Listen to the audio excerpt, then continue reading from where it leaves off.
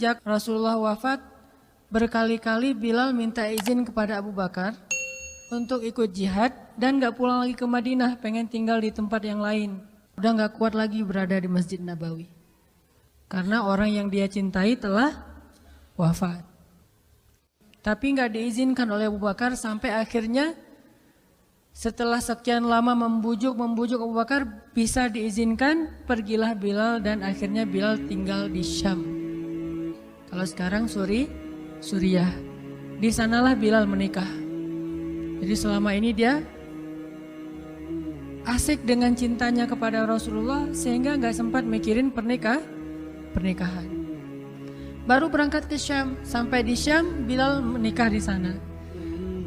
Menikah di sana, hidup di sana sampai setelah beberapa tahun berada di Syam, akhirnya bergantilah pemerintahan dari masa Abu Bakar ke masa Umar bin Khattab.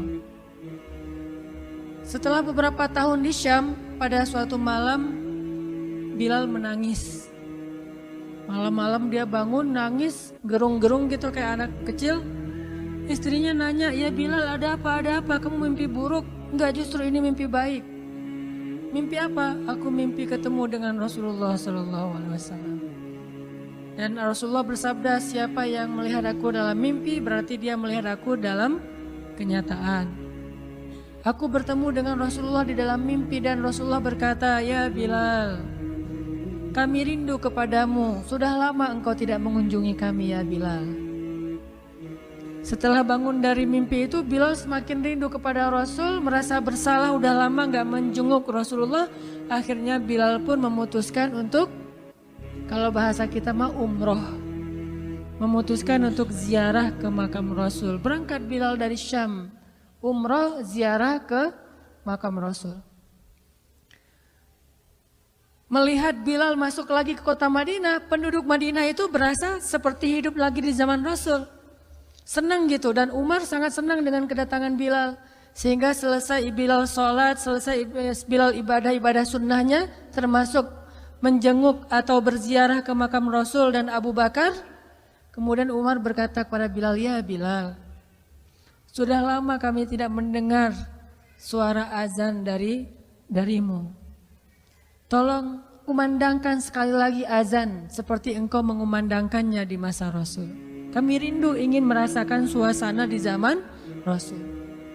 Benar Bilal, kata para sahabat yang lain yang ada di situ.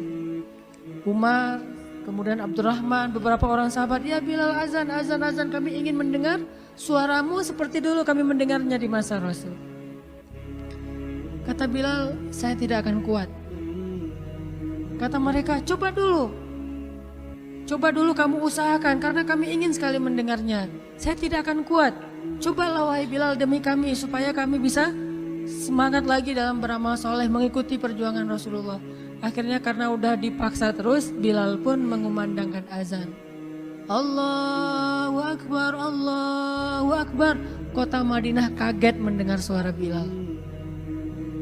Orang-orang yang ada di rumah semuanya mengatakan, "Apakah Rasulullah sudah bangkit kembali? Apakah Rasulullah sudah bangkit kembali?" Mereka semuanya kaget dan bahagia. Seolah-olah Rasulullah sudah bangkit dari kematiannya. Seperti Isa seolah-olah diturunkan kembali setelah dia diangkat ke langit. Satu kota Madinah tuh kaget bahagia gitu. Kayak seorang ibu yang kehilangan anaknya tiba-tiba mendengar suara anaknya dari jarak dekat dan ingin dipeluk segera anaknya itu. Saking rindunya mereka kepada Rasulullah. Allahu Akbar, Allahu Akbar. Pasar yang tadinya ramai tiba-tiba sepi mendengar suara Bilal yang masih sayup-sayup. Asyhadu an la ilaha illallah. Semuanya berlari keluar dari tempat-tempat kerja mereka, dari pasarnya, dari rumahnya. Semuanya berlari ke masjid, ingin memastikan apakah Rasulullah sudah dibangkitkan kembali. Bahagia semuanya. Apakah Rasulullah sudah dibangkitkan? Apakah Rasulullah sudah hidup lagi? Semuanya bertanya dengan pertanyaan yang sama. Asyhadu an la ilaha illallah. Semuanya semangat datang ke masjid, ngumpul, rame banget. Kemudian ketika Bilal mengatakan, Asyhadu anna Muhammadar Rasulullah. Asyhadu anna. Enggak sanggup lagi Bilal, berhenti di situ. Kemudian Bilal menangis dengan suara nangis yang luar biasa kerasnya. Lalu satu masjid menangis, lalu satu kota Madinah menangis. Sehingga para ulama mengatakan tidak pernah kota Madinah menangis sedahsyat mereka menangis hari itu kecuali ketika Rasulullah wafat. Cuma 2 kali menangisnya kota Madinah paling dahsyat. 1 hari ketika Rasulullah wafat, kedua hari ketika Bilal kembali mengumandangkan azan dan mengucapkan asyhadu anna Muhammadar Rasulullah. Semuanya menangis. Semuanya merasa kehilangan Rasulullah. Semuanya merasa bahwa mereka ingin kembali di zaman ketika Rasulullah masih hidup. Lalu mereka bertanya setelah semuanya selesai menangis, "Ya Bilal, kenapa kamu tadi menangis?" Kata Bilal, "Dulu biasanya kalau saya selesai mengumandangkan azan, saya akan datang ke hujrahnya Rasul." Hujrah Rasulullah itu kamarnya Rasul, rumah kecilnya Rasul. Selesai azan saya akan datang ke rumahnya Rasulullah dan memanggil, "Ya Rasulullah, as-salah, as-salah." Rasulullah nggak keluar sampai mendengar suara Bilal memanggil beliau secara khusus. Udah selesai azan, Bilal manggil Rasul, "Ya Rasulullah, as-salah, as-salah." Baru Rasulullah keluar dengan wajah berseri-seri.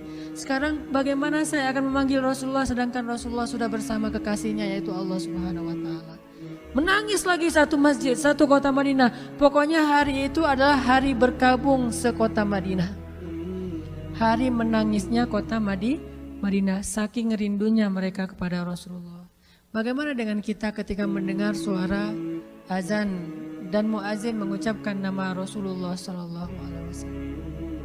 Di situ kelihatan apakah kita mencintai Rasulullah lebih dari apapun juga setelah Allah Subhanahu Wa Taala.